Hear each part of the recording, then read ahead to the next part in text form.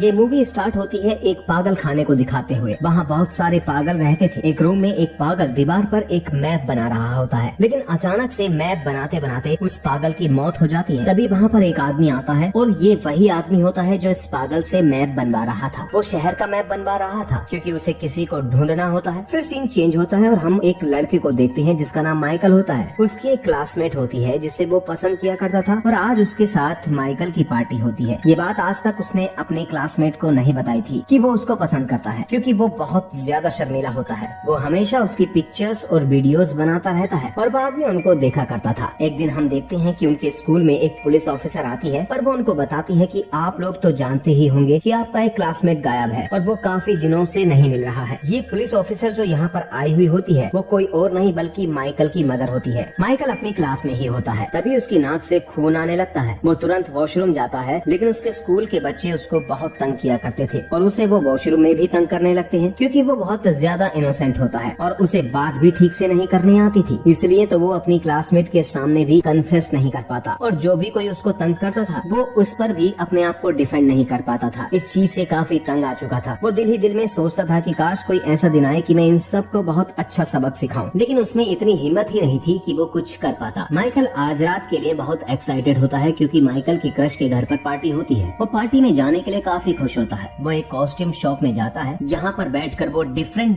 Type की costume देखने लगता है, लेकिन तभी वहाँ पर एक छोटा बच्चा उससे कहता है कि मैं तुम्हें एक सुपर हीरो कॉस्ट्यूम देता हूँ, ये एक चाइनीज कॉस्ट्यूम है। तभी माइकल कहता है कि मैं उस ड्रेस को पहनकर अच्छा लगूंगा। तब वो बच्चा कहता है कि तुम अच्छे भी लगोगे और तुम्हारे अंदर पावर भी आ जाएंगे। माइकल उसे मजाक समझते हुए अपने घर वापस आ जाता है और साथ में वो कॉस्ट्यूम को भी घर पर ले आया था, लेकिन वो घर आकर काफी उदास होकर सोफे पर बैठा हुआ होता है। तभी उसकी मदर पूछती है कि क्या हुआ मेरे बेटे को। तब माइकल कहता है कि मैं कॉस्ट्यूम तो ले आया, लेकिन पार्टी में बच्चों ने बहुत अच्छे कॉस्ट्यूम पहने होंगे और मेरा कॉस्ट्यूम देखो। तब उसकी माँ कहती है कि जैसे तुम हो वैसे ही बनकर रहना, कभी भी किसी दूसरे की कॉपी मत करना, वरना तुम्हारे अंदर जो अपनी अच्छाइयाँ हैं वो भी दबकर रह जाएंगी। और कहती है कि मेरा बेटा तो सबसे प्यारा लगेगा। इनफैक्ट माइकल के फादर अब इस दुनिया में नहीं थे। माइकल की मदर उसको बहुत प्यार किया करती थी, लेकिन माइकल भी अपने फादर को मिस किया करता था कि अगर मेरे फादर जिंदा होते तो जो बच्चे मुझे तंग करते हैं उनको सबक सिखा देते। और अब रात का टाइम आ चुका है और माइकल रेडी होकर उस पार्टी में जाता है। वहाँ पर सारे बच्चे उसे तंग करने लगते हैं। वो कहते हैं कि हम जानते हैं कि तुमने उस लड़की की अपने फोन में पिक्चर्स और वीडियोस रखी हुई हैं। तुम उसे पसंद तो करते हो, लेकिन ये क्या बात हुई कि तुम सीक्रेटली उसकी पिक्चर्स लेते हो? अगर उसे पता चलेगा तो कितना बुरा लगेगा। इसी के साथ सारे शैतान बच्चे उस लड़की की वीडियोस और पिक्चर्स वहाँ पर चला देते हैं, जिसे देखकर उस लड़की को काफी ज्यादा गुस्सा आता है और वो माइकल पर गुस्सा होने लगती है। माइकल खुद को वॉशरूम में बंद कर लेता है। बाहर से बच्चे उसे बोलने लगते हैं कि क्या हुआ, क्या तुम डर गए हो? और बोलते हैं कि एक बेचारा एक लड़की से डर गया। और माइकल इन लोगों के सामने नहीं जाना चाहता क्योंकि बाहर के बच्चे काफी बदतमीज होते हैं और वो शीशे में देखकर खुद से बात करने लगता है कि उस बच्चे ने कहा था कि कॉस्ट्यूम पावरफुल है। और वो बोलता है कि कॉस्ट्यूम क्या पावर है तुम्हारी, क्या तुम मुझे गायब कर सकते हो? और इसके साथ ही लाइट ऑफ हो जाती है और जैसे ही लाइट दोबारा ऑन होती है तो माइकल वाकई में गायब हो जाता है। वो इनविजिबल बन चुका था। फिर हम देखते हैं कि माइकल की रूटीन लाइफ क्या होती है। जब सुबह उठता है, ब्रश करने जाता है तो हमें पता चलता है कि माइकल सच में ही इनविजिबल हो चुका होता है। माइकल इस चीज को लेकर काफी खुश होता है और वो कहता है कि मुझे हेल्प मिली है, मैं जब चाहे अपने क्लासमेट से बदला ले सकता हूँ। माइकल अभी स्कूल जाने लगता है, लेकिन दूर एक आदमी खड़ा होता है जिसने ब्लैक ग्लासेस लगाए हुए होते हैं। वो उसको नोट कर लेता है, लेकिन माइकल तो क्लास में चला जाता है, लेकिन वो किसी को नजर नहीं आ रहा होता है। वो इस चीज का काफी फायदा उठाता है। वो टीचर पर मस्टर्ड इंक गिरा देता है और टीचर को लगता है कि ये इंक यहाँ पर बैठे हुए किसी बच्चे ने गिराई है, तो वो उसको क्लास से बाहर निकाल देती है। माइकल अपने इनविजिबल होने का फायदा उठाकर बाकी के क्लासमेट से भी बदला ले लेता है और तभी हमें पता चलता है कि स्कूल से 2 बच्चे और मिसिंग हैं। उन्होंने अपने मिसिंग होने से पहले एक वीडियो मैसेज रिकॉर्ड किया होता है कि हम अपनी मर्जी से यहाँ से जा रहे हैं, हम अपने घर से तंग आ चुके हैं और अकेले रहना चाहते हैं और एक इंडिपेंडेंट लाइफ गुजारना चाहते हैं। तो आज उनके स्कूल में एक साइकियाट्रिस्ट आता है जो बच्चों को समझाने लगता है कि आप लोग अभी बहुत छोटे हैं और पेरेंट्स हर किसी के लिए जरूरी होते हैं। वो हमारा भला ही तो चाहते हैं, भले ही किसी का बच्चा जो मर्जी करता रहे, उन्हें इस चीज से क्या फर्क पड़ेगा। आप सब इस बात को समझने की कोशिश करें। लेकिन तभी माइकल को फील होने लगता है कि वो दोबारा से गायब होने लगा है, तो वो तुरंत वहाँ से भाग जाता है और सब लोग समझते हैं कि उसे साइकियाट्रिस्ट की बात बुरी लगी है। जब वो अपनी बहन के पास आता है तो उसकी बहन देखती है कि उसके भाई के कपड़े तो हैं, लेकिन उसका भाई इनविजिबल है। तब उसकी बहन बोलती है कि भाई आप तो सुपर हीरो हैं। तो माइकल फौरन से अपनी बहन के मुंह पर हाथ रख लेता है और कहता है कि चुप रहो, ये किसी को भी मत बताना। मैं तब से इनविजिबल होने लगा हूँ जब से मैंने ये कॉस्ट्यूम लिया है। उस कॉस्ट्यूम में जरूर कुछ न कुछ है। लेकिन तभी माइकल सुनता है कि उसकी मदर किसी से बात कर रही है। फिर वो इनविजिबल हो जाता है और अपनी मॉम के सामने जाकर बैठ जाता है क्योंकि उसकी मदर को वो नजर नहीं आ रहा होता है। तो वो अपनी कॉल कंटिन्यू रखती। तब माइकल को अपनी मॉम की बात सुनकर पता चलता है कि वो उनका असली बेटा नहीं है बल्कि एडॉप्टेड है। इससे उसका बहुत दिल दुखता है और वो वहाँ से चला जाता है। उसकी मदर को फील होता है जैसे कि उनके सामने से कोई गुजर कर गया है, लेकिन उन्हें ये पता नहीं होता कि उनका बेटा माइकल इनविजिबल हो चुका है। एक दिन माइकल पार्क में बैठा हुआ झूले पर झूल रहा होता है। तभी उसे एक लड़की देख लेती है। वो उसके पास आती है और उससे बातें करने लगती है और माइकल भी उससे बातें करने लगता है, लेकिन उस लड़की को माइकल नजर नहीं आ रहा होता है और फिर दोनों में दोस्ती हो जाती है। अब माइकल सोचता है कि वो उस लड़की को बता देगा कि वो वही माइकल है जो असल में गायब हो सकता है और वो उसका दोस्त है। लेकिन माइकल जब उसे बताने जाता है तो उससे पहले ही रोड पर कोई आदमी उसे किडनैप कर लेता है। माइकल बहुत कोशिश करता है उस लड़की को बचाने की, लेकिन वो उसको नहीं बचा पाता। उस लड़की की आंख खुलती है एक ऐसी जगह पर जहाँ पर कुछ डॉक्टर होते हैं जो उसकी बॉडी को और उसके मुंह को चेक कर रहे होते हैं, ये पता लगाने के लिए ये बच्चा वो तो नहीं जो इनविजिबल है, क्योंकि उनको इस बच्चे का जेंडर तक नहीं पता होता और न ही ये पता होता है कि वो बच्चा है। जब सारे चेकअप करने के बाद इन लोगों को ये पता चल जाता है कि ये बच्चा नहीं है और उसकी जगह पर कोई और है जो इनविजिबल होता है, तो वो इस लड़की को बाकी दो बच्चों के पास छोड़ देते हैं जिन्हें पहले भी इसी एक्सपेरिमेंट के लिए यहाँ पर लाया गया था। दूसरी तरफ माइकल सोचता है कि वो इनविजिबल होकर जल्दी से जल्दी उस लड़की को बचाने के लिए जाएगा, लेकिन जैसे ही वो अपने कॉस्ट्यूम पहनने के लिए जाता है तो वो देखता है कि उसकी कॉस्ट्यूम को उसकी मॉम ने धो दिया है। अब उसमें वो पावर नहीं रही। फिर वो अपनी मॉम से कहता है कि आप तो यही चाहती हैं कि मैं कभी भी आगे न जाऊं, कभी अपनी मर्जी न करूं, वैसे भी आप मेरी रियल मॉम नहीं है। और ये कहकर वो काफी तेज साइकिल चलाते हुए समुद्र के किनारे आ जाता है। उसकी मॉम ये सब सुनकर काफी सैड हो जाती है। समुद्र पर साइकिल को वही आदमी मिलता है, ब्लैक गॉगल्स वाला, जो कि हमने पहले देखा था। यहाँ पर वो माइकल को बताता है जो पावर तुम्हारे अंदर आई है वो पावर मेरे अंदर भी है और वो तुम्हारे अंदर इसलिए आई क्योंकि तुम मेरे बेटे हो। वो ग्लासेस वाला आदमी उसे ये भी बताता है कि तुम्हारी रियल मॉम भी गायब हो सकती थी। फिर वो अपने बेटे को ये बताता है कि कई साल पहले जब मैं रसिया में रहा करता था तो किसी इंसिडेंट की वजह से वो जगह तबाह हो गई थी और उसके साइड इफेक्ट ये हुए कि कुछ लोगों में सुपर पावर आ गई। फिर उन लोगों की इकट्ठा करके एक टीम बनाई गई। जो आदमी उसको लीड करता था वो काफी जालिम था, वो हमें यूज किया करता था, उसने हमें कैद करके रखा हुआ था। फिर कई दिन गुजर गए, हमसे काफी काम लिया करता था। उसी दौरान मुझे वहाँ पर एक लड़की नजर आई, मुझे बहुत अच्छी लगी और वो लड़की तुम्हारी मॉम है। कुछ टाइम बाद जब तुम पैदा हुए तब हम दोनों ने ये सोचा कि तुम यहाँ पर नहीं रहोगे इस जालिम लीडर की कैद में। हम दोनों तुम्हें यहाँ से लेकर भाग गए, लेकिन हमारे पीछे उस लीडर के कुछ लोग भी लग गए और तुम्हारी मदर ने अपनी जान की कुर्बानी दे दी और हम दोनों से कहा कि हम दोनों यहाँ से चले गए और वो भी गायब होना जानती थी और वो इस वक्त भी गायब है। फिर मुझे लगा कि मैं अकेले तुम्हारा उस तरह ख्याल नहीं रख सकूंगा और इस तरह हम दोनों की जान को खतरा होगा। फिर मैं खुद ही तुम्हें उस पुलिस ऑफिसर के घर के बाहर रख कर आया कि तुम्हारी जिंदगी मेरे जैसी ना हो। फिर माइकल अपने फादर से पूछता है कि ये पावर मेरे कॉस्ट्यूम में नहीं है बल्कि मेरे अंदर पहले से ही थी। फिर उसके फादर कहते हैं हाँ मेरे बेटे, ये तुम्हें पावर हमसे मिली है। माइकल के फादर उससे ये भी बताते हैं कि मैं माइंड भी पढ़ सकता हूँ और जिस औरत के पास मैंने तुम्हें छोड़ा है वो बहुत अच्छी औरत है, वो तुमसे बहुत ज्यादा प्यार करती है, तुम उनसे सॉरी कहना। तभी वहाँ पर माइकल की मदर उसे ढूंढते ढूंढते आ जाती है तो माइकल उनसे वैसे ही सॉरी कहता है जैसा उसके फादर ने उससे कहा था। वो दोनों खुश हो जाते हैं और घर वापस आ जाते हैं। घर आने पर ही